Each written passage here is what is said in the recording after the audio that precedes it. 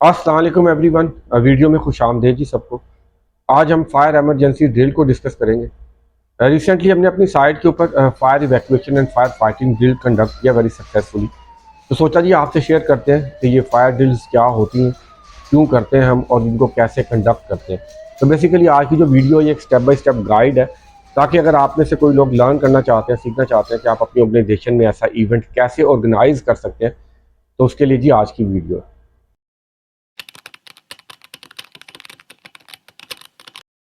Fire drill जी क्या होती है, पहले इसको डिफाइन करते हैं। फायर ड्रिल जी आपकी जी एक सिमुलेटेड एक्सरसाइज होती है, जिसके अंदर आप प्रैक्टिस करते हैं जो आपके इमरजेंसी के प्रोसीजर्स आपने बनाए हैं in case of fire emergency. तो उसको प्रैक्टिस करने के लिए और उसकी जो इफेक्टिवनेस है उसको इवेल्युएट करने के लिए आप ये एक्सरसाइज कर रहे होते हैं। जनरली आप इसके अंदर क्या करते हैं जी, आपके जो अलर्ट सिस्टम होता है, आमतौर पर अलार्म सिस्टम होता है, उसको आप टेस्ट करते हैं। देन जी आपका जो प्रोसीजर होता है, इवैक्यूएशन का प्रोसीजर है, असेंबली पॉइंट का प्रोसीजर है, फायर फाइटिंग का प्रोसीजर है, आप उनको प्रैक्टिस भी करते हैं और उनकी इफेक्टिवनेस को जो इवेल्युएट कर रहे होते हैं। उसके साथ साथ ही आपके जो कम्युनिकेशन सिस्टम्स है, आप वो भी चेक कर रहे होते हैं।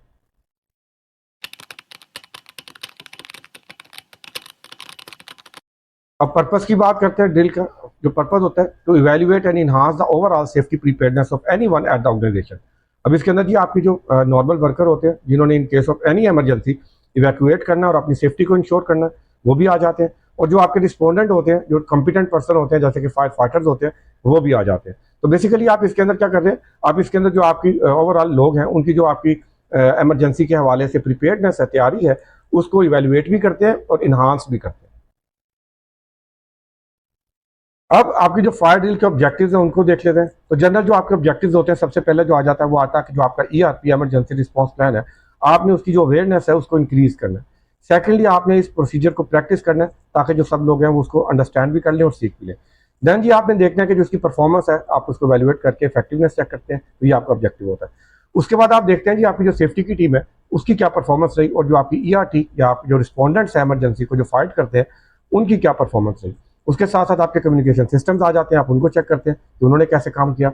और उसके साथ आपके जो एरियाज ऑफ इंप्रूवमेंट्स हो सकते हैं, गैप्स हो सकते हैं, जो आप फर्दर इंप्रूव करना चाहते हैं अपना ईआरपी, तो आप वो फाइंड आउट करते हैं। और लास्ट में one of the most crucial जो आ जाता है, वो जो आपकी रोल्स एंड रिस्पॉन्सिबिलिटीज होती है ईआरपी की, आप उनको री इन्फोर्स कर रहे होते हैं। अभी हमने जो फायर ड्रिल को डिफाइन कर लिया, पर्पस देख लिया, ऑब्जेक्टिव देख लिए।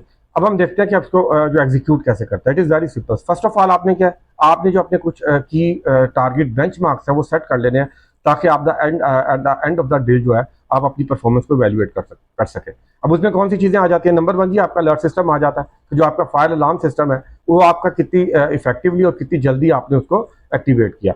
सेकंड आपका जो रिस्पॉन्स है आपके वर्कर्स का इन इवैक्यूएशन, आप उसको नोट डाउन करते हैं कि इनिशियल रिस्पॉन्स क्या था, ओवरऑल जो आपकी इवैक्यूएशन होती है वो कितनी देर में आप उसको जो है कंप्लीट करते हैं। देन जी आपकी जो इमरजेंसी रिस्पॉन्स टीम है, जिसको आप ईआरटी कहते हैं, उसकी एक्टिवेशन आप कितनी इफेक्टिव और कितनी क्विकली करते हैं। देन जी आपके जो वर्कर्स हैं उनकी जो पार्टिसिपेशन है वो कितनी आसान है या कितनी इफेक्टिव है, और वो उनका जो बिहेवियर है ओवरऑल ड्यूरिंग द ड्रिल वो कैसा रहता है।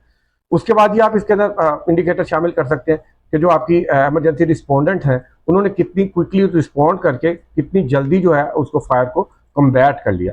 देन आपके कुछ कम्युनिकेशन जो सिस्टम आप यूज़ कर रहे हैं, उनकी क्या परफॉर्मेंस रही, उन्होंने किस तरीके से परफॉर्म किया। देन आपने जो असेंबली एरिया पर जो आपकी एडमिनिस्ट्रेशन हुई, आपकी मीटिंग हुई, हेड काउंट किया आपने उस प्रोसीजर को कितनी इफेक्टिवली और कितनी क्विकली जो है वो कंप्लीट किया। तो ये कुछ इंडिकेटर्स हैं जो आप सेट कर लेते हैं, और at the end of the day आप इनको इवेल्युएट करते हैं।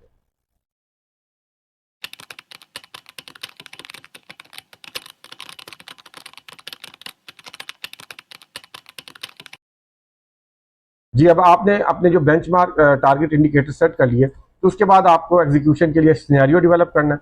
हमारी जो ड्रिल है इस वीडियो में, उसकी जो सिनेरियो है वो मैं आपके साथ स्क्रीन पे शेयर कर रहा हूँ। अब इस सिनेरियो के जो की कंपोनेंट्स है, इसमें आपने सबसे पहले पोटेंशियल फायर जो लोकेशन है वो आइडेंटिफाई करनी है। देन आपकी जो फायर की वीडियो सिमुलेशन होगी, आपने वो डिसाइड करना है कि वो कैसे करेंगे, आप एक्चुअल फायर करेंगे या प्रिटेंड करेंगे लाइव। इन आवर केस जो है हम वाइट पाउडर को एज ए स्मोक यूज करेंगे, और वही हमारा जो है ट्रिगर पॉइंट होगा।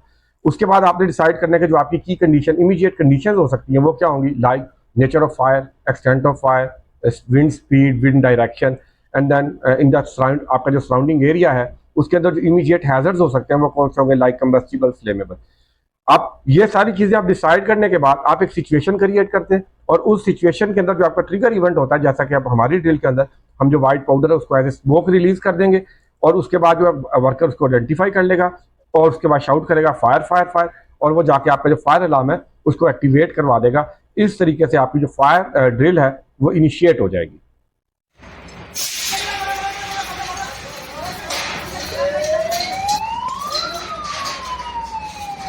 अस्सलाम वालेकुम। वालेकुम सलाम सर, मैं शायद बोल रहा हूँ, वो साइड पे आग लग गया। फायर हो गया? हाँ, फायर हो गया सर। वो जरा मुझे इंफॉर्मेशन दो इसकी।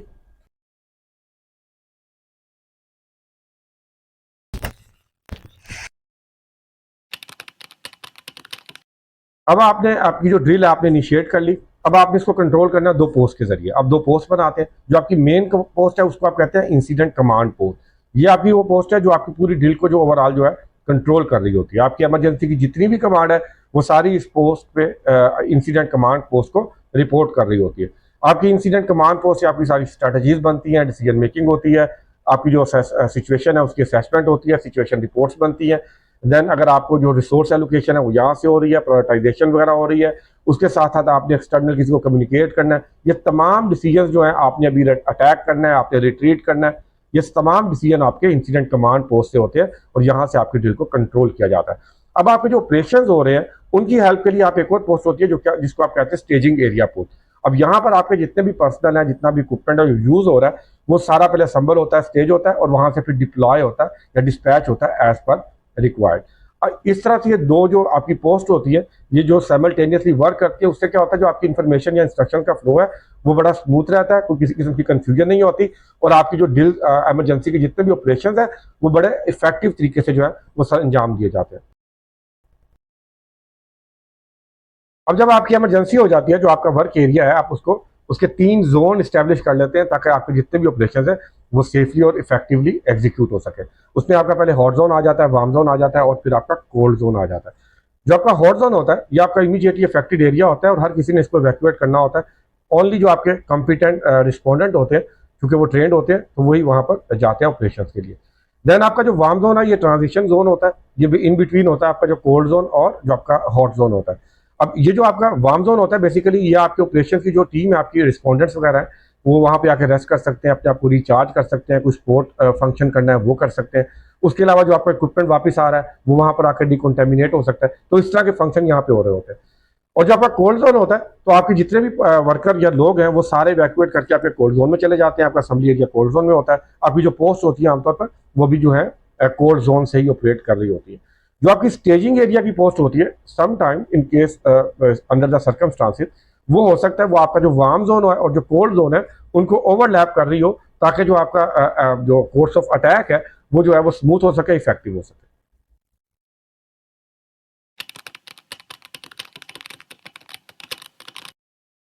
अब जी आपकी जो ड्रिल है वो इनिशिएट भी हो गई है और आपको अच्छे से अंडरस्टैंडिंग भी हो गई है आपकी ड्रिल कैसे कंट्रोल की जाती है। अब आपकी जो ड्रिल का फर्स्ट कंपोनेंट आता है उसको कहते हैं सेफ इवैक्यूएशन। ये मोस्ट इंपॉर्टेंट और क्रूशियल जो है आपका कंपोनेंट होता है। अब इसके अंदर जी आपके जो फायर वार्डन्स होते हैं जो कि डेजिग्नेटेड होते हैं, या आपकी जो सेफ्टी टीम के मेंबर होते हैं जो डेजिग्नेटेड होते हैं, वो की रोल प्ले कर रहे होते हैं। अब उनकी कुछ ड्यूटीज होती है। सब फर्स्ट ऑफ ऑल वो जो आपके इवैक्यूज होते हैं उनको डायरेक्ट करते हैं और मेक श्योर करते हैं कि वो जो आपके राइट इवैक्यूएशन रूट्स हैं, जो एग्जिट रूट्स हैं, वो उनको फॉलो कर रहे हैं और वो सेफ तरीके से जो आपके असेंबली एरिया पर पहुंच रहे होते हैं। उसके साथ साथ जो आपके ये फायर वार्डन्स होते हैं आपकी इवैक्यूएशन के अंदर, ये जनाब आपको ये डायरेक्ट करते हैं, जो आपका ऑर्डर होता है उसको मेंटेन कर रहे होते हैं। अगर रास्ते में कोई ऑब्स्ट्रक्शन नजर आती हैं उसको ये क्लियर करते हैं। उसके साथ अगर आप किसी को हेल्प चाहिए, असिस्टेंस चाहिए, ये हेल्प प्रोवाइड करते हैं।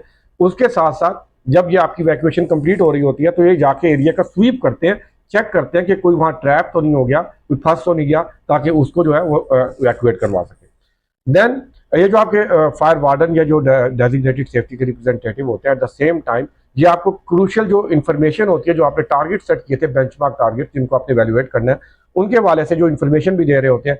फॉर एग्जांपल कि आपके वर्कर्स का बिहेवियर कैसा था, उनकी पार्टिसिपेशन कैसी थी, अलार्म कितनी देर में जो है वो जो है आपने एक्टिवेट किया था, आपका जो इवैक्यूएशन का प्रोसेस था इनिशियल वो कितनी जल्दी स्टार्ट हो गया था, कितनी देर में पूरा हुआ। तो ये क्योंकि ये फील्ड में मौजूद है तो ये अपने अपनी जो लोकेशन है वहां से सारी इंफॉर्मेशन जो है आपको प्रोवाइड कर रहे होते हैं।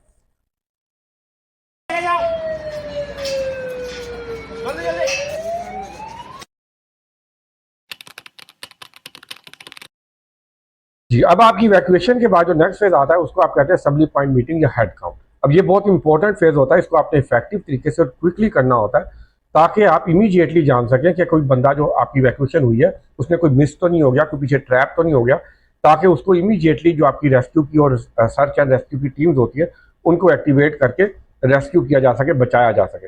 अब इस फेज के अंदर जैसे ही आपके लोग असेंबली एरिया पर पहुंचते हैं तो हर टीम का जो फोरमैन होता है या सुपरवाइजर होता है वो अपनी टीम को डिसिप्लिन करता है इमीडिएटली और उनकी क्यूज बनवाता है। देन जो आपके असेंबली पॉइंट का इंचार्ज होता है वो इमीडिएटली उन फोरमैन और जो सुपरवाइजर होते हैं उनके असिस्टेंट्स के साथ हेड काउंट करता है और मेक श्योर चेक करता है कि क्या आया सारे लोग इवैक्यूएट करके आ गए हैं या कोई मिसिंग है। अगर कोई मिसिंग है तो फिर वो जो आपका असेंबली पॉइंट का इंचार्ज होता है वो इमीडिएटली जो है आपकी रिस्पॉन्डेंट टीम या आपकी जो इंसिडेंट कमांड पोस्ट है उनको इन्फॉर्म करता है सिचुएशन के बारे में और जो सर्च एंड रेस्क्यू ऑपरेशन है वो स्टार्ट किया जाता है।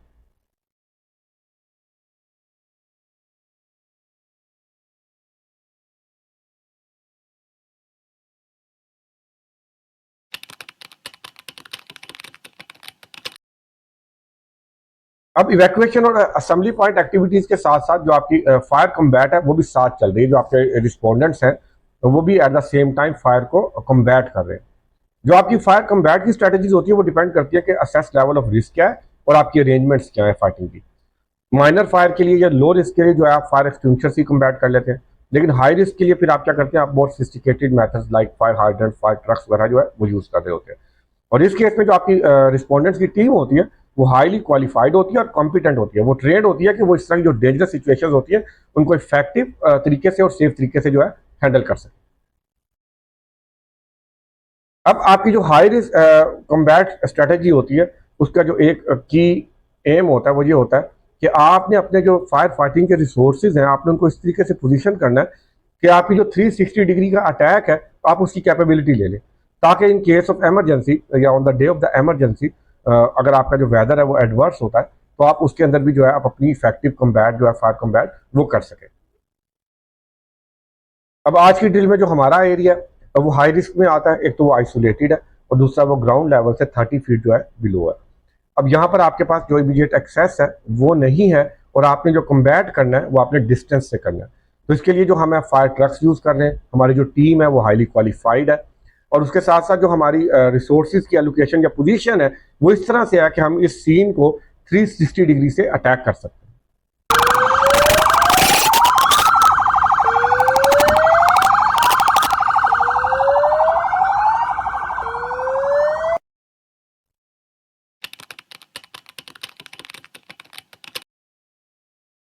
ले जी, हमने फायर को सक्सेसफुली कम्बैट कर लिया है, सिचुएशन अंडर कंट्रोल आ गई है, इंफॉर्मेशन जो है वो इंसिडेंट कमांडर को कन्वे कर दी गई है और उन्होंने जनाब ये इसको असेंबली पॉइंट पर जो है ऑल क्लियर की अनाउंसमेंट करके सबके साथ कम्युनिकेट कर दिया है, थैंक्स किया, सबका अप्रिशिएट किया सबको।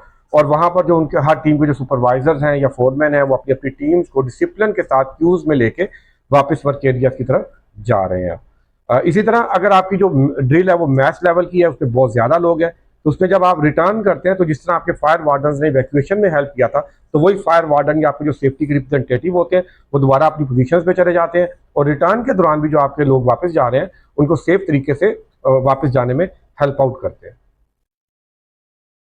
चलें अब हमारी जो ड्रिल की वीडियो है उसको एक दफ़ा वन गो में देखते हैं।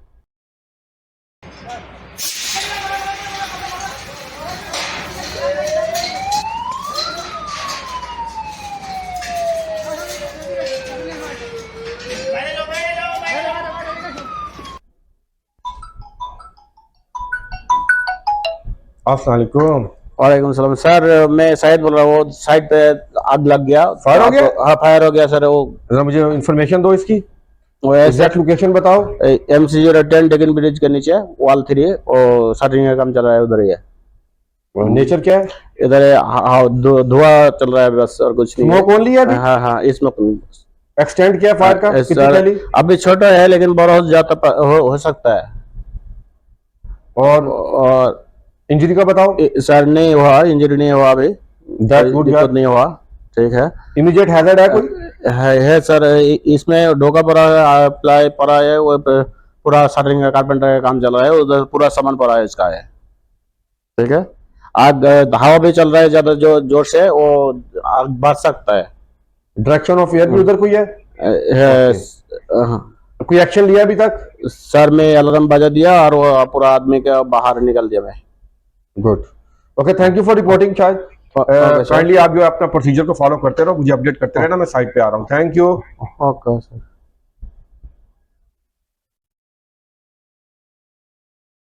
Just confirmed. Attention everyone please, this is emergency now. Emergency teams को जो एक्टिवेट किया जा रहा है, जितने भी हमारे लीड्स हैं इमरजेंसी रिस्पांस टीम के, काइंडली वो फौरी तौर पे जो अपनी अपनी टीम्स को एक्टिवेट कर दें। जो हमारी ईआरटी की कमांड है वो काइंडली रिपोर्ट करे इंसिडेंट कमांड पोस्ट पे, और जो ऑपरेशनल टीम्स हैं वो काइंडली रिपोर्ट करें स्टेजिंग एरिया पे। This is emergency but no panic, we are professional, please follow the procedure and stay safe. Thank you.